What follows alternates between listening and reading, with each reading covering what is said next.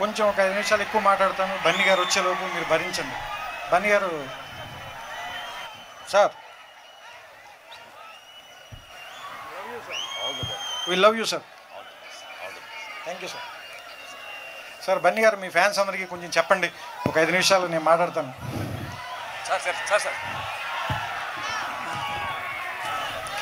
సుమ గారు, నేను ఎప్పటి నుంచో మీకు చెప్పాలనుకుంటున్నాను. రండి. నాకంటే వయసులో చిన్నవాళ్ళు కాబట్టి మీకు నా అభినందనలు. ఇంటికి వెళ్ళి దిష్టి తీయించుకోండి, మా అందరు దిష్టి తగిలింది మీకు. Thank you sir. చాలా చాలా మాయాబజార్లో ఉంటుంది, నేత్రోత్సవంగా ఉందని ఎస్వి రంగారావు చెప్తాడు. అలాగా నేత్రోత్సవంగా చేశారు నిజంగా. Thank you. And Shresh media వాళ్ళకి, మన శ్రేష్ మీడియా శ్రీనివాస్ నాకు ఎప్పుడు జల్సా దగ్గర నుంచి తెలుసు. Thank you Srinu, thank you, thanks a lot.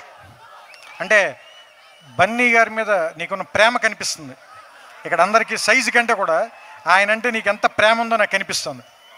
Thanks for that love. And మీరేమైనా చెప్పాలనుకుంటున్నారు? సో నా మాట వినిపిస్తుంది కదా? వినిపిస్తుందా ఇప్పుడు? ఓకే.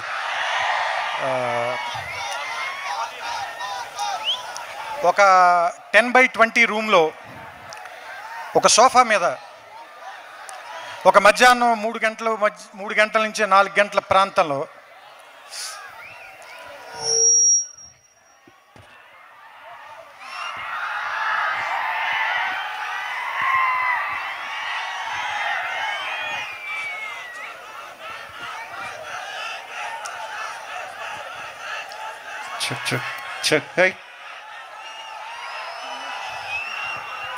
హలో, యా,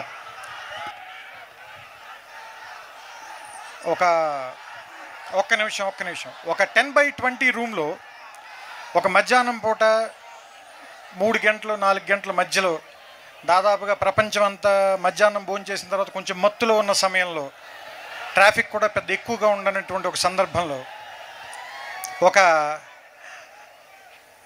30 ఏళ్ల యువకుడు ఒక 60 ఏళ్ల పెద్దయిన కూనిరాగం తీసుకుంటూ రాసినటువంటి ఒక పాట ఇన్ని కోట్ల మంది హృదయాల్ని తాకింది. అదే సామజవర గమనం.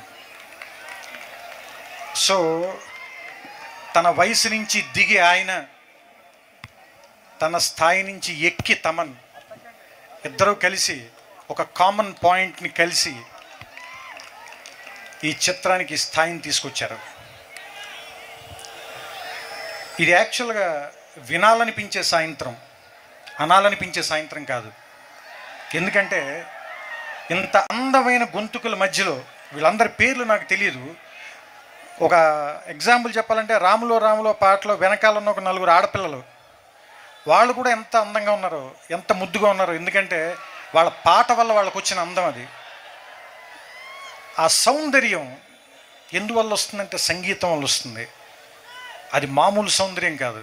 అలాంటి సౌందర్యాన్ని ఆ రూమ్లో మా గుండెలు పట్టనంత, దీన్ని ఎప్పుడు వినిపించేయాలి అందరికీ, ఎప్పుడు అందరికీ మేము పొందిన ఆనందాన్ని మీరందరూ కూడా ఎలా పొందాలి, మా కళ్ళలోకి వచ్చిన నీటి చుక్క మీ అందరి కళ్ళలోకి ఎలా రావాలి.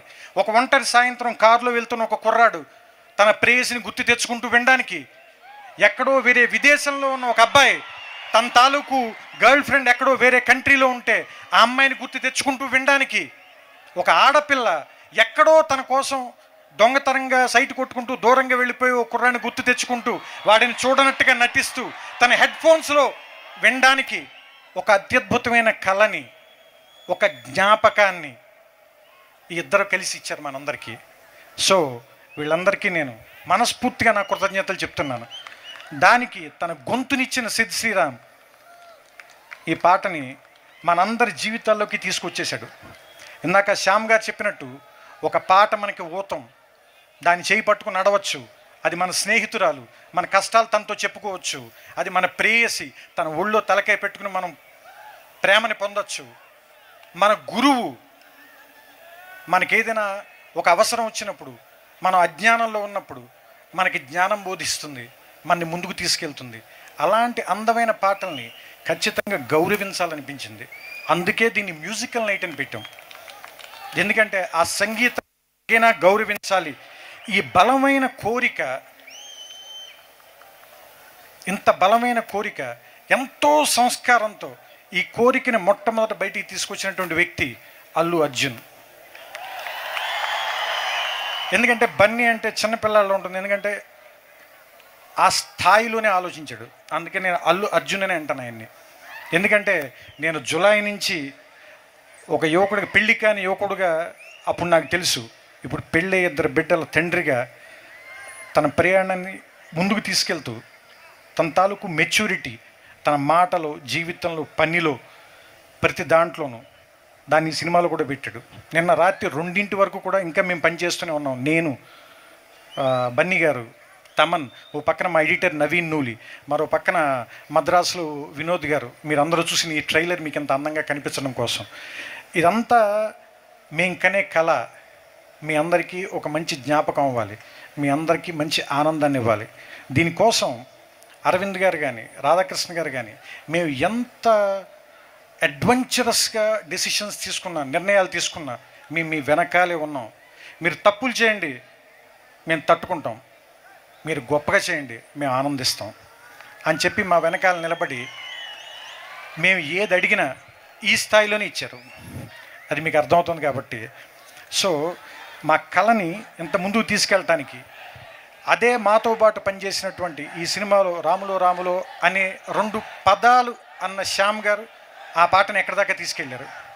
అలాగే ఓ మై గాడ్ డాడీ అన్న కృష్ణ చైతన్య, అలాగే దాంట్లో ర్యాప్ని అసలు జస్ట్ కొంచెం సందర్భాన్ని ఫోన్లో విన్న వెంటనే ఎక్కడో మేము కాకినాడలో ఉంటే అక్కడికి రాసి పాడి పంపించిన రోల్ రైడర్ కానీ, అలాగే ఇక్కడ ఈ నేలలో పుట్టిన గొంతు మంగ్లీ కానీ, అలాగే రాములో రాములో అత్యద్భుతమైనటువంటి ఊపు తీసుకొచ్చిన అనురాగ్ కులకర్ణి కానీ, అలాగే ఇంకా పేరున ఎంతమంది పేర్లని చెప్పను, అర్మాన్ మాలిక్ బుట్టబొమ్మ పాట కానీ, ఒకళ్ళని కాదు. అలాగే అలవైకుంఠపురంలో శ్రీకృష్ణ, అంటే అతను కేవలం ఆ ఒక్క పాట పాడడం మాత్రమే కాదు, మాతో పాటు ప్రతి పాటలోనూ కూడా కృష్ణ గారి జర్నీ ఉంది.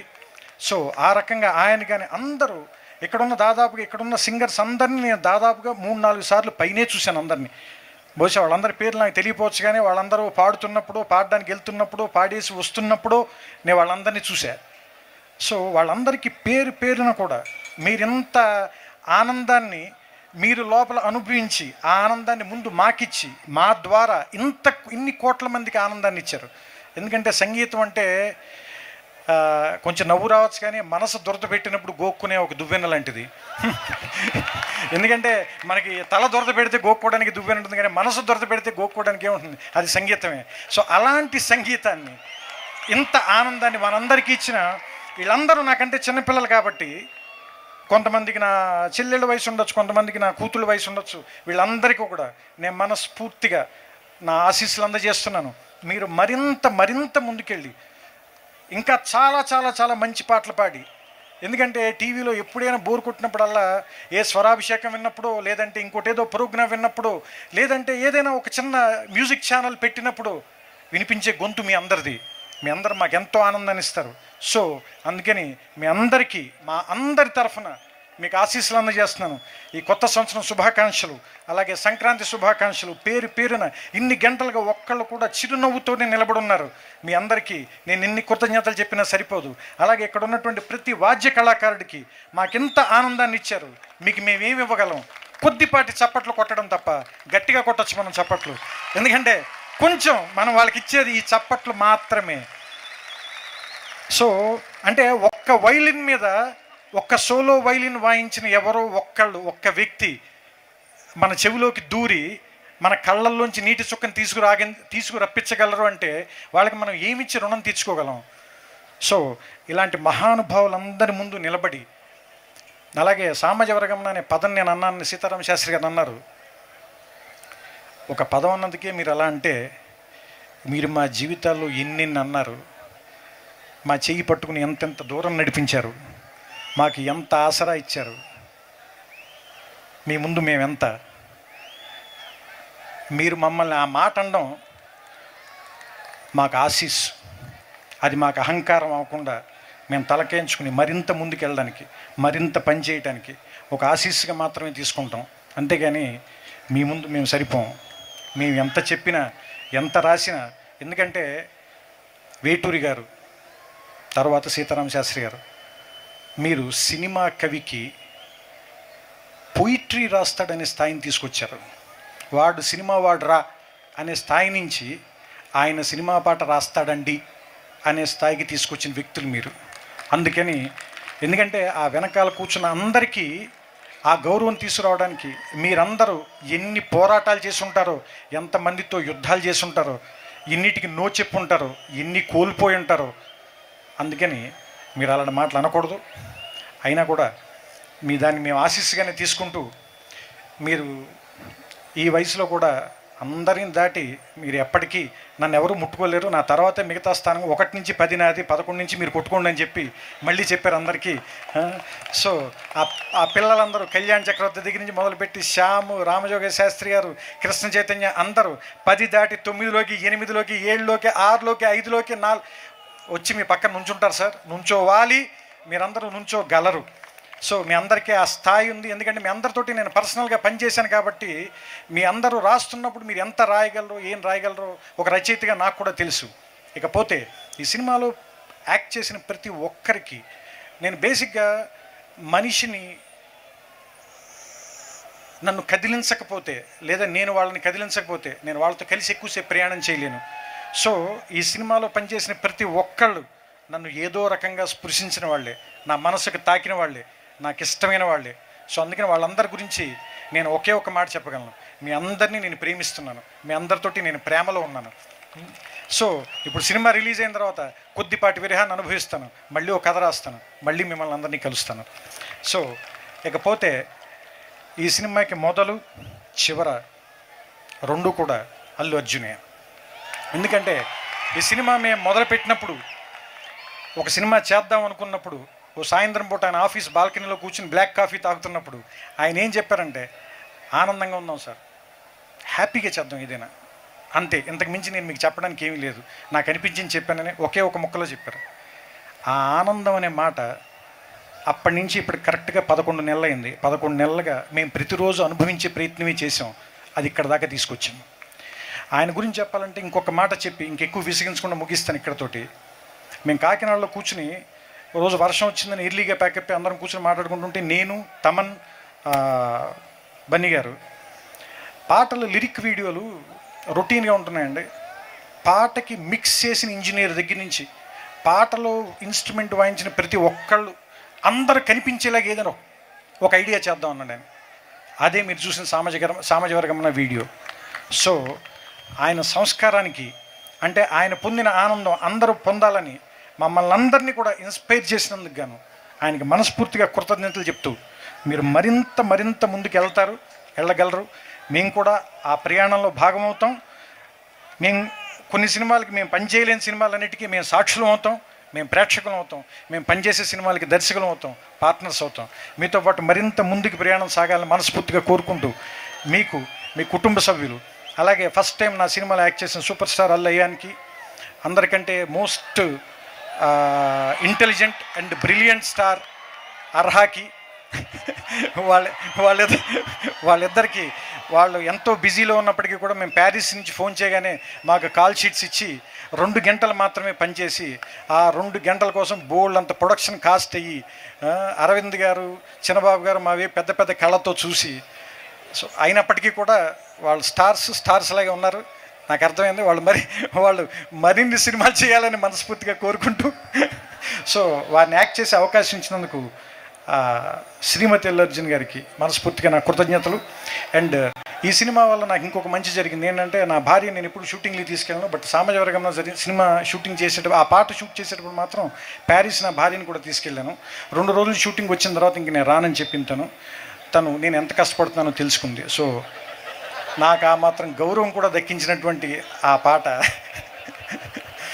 రాసిన సీతారామ శాస్త్రి గారికి, దాన్ని స్వరపరిచిన తమన్కి ఎన్నిసార్లు కృతజ్ఞతలు చెప్పను. Love you all. మీ అందరి ప్రేమ మా మీద మరింతగా ఇలాగే ఉండాలని 12వ తారీఖుని కలుద్దాం, పండగ చేసుకుందాం, ఆనందంగా ఉందాం. అలా వైకుంఠపురంలో మీకు స్వాగతం పలుకుతోంది. నమస్కారం.